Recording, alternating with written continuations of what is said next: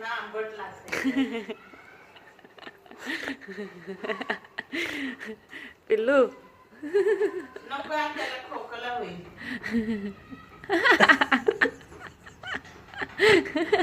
पिल्लू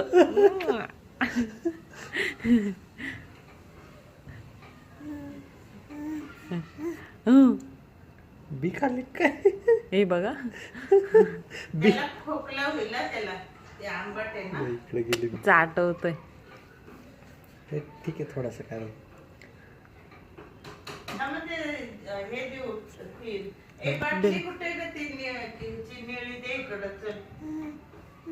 ती आता धुवायला पाहिजे, जाऊ दे. आज दूध आहे इथं आणि ती दे इकडं बाटली. त्याने तो चांगलं पितो आणि पटकन पितो त्याने.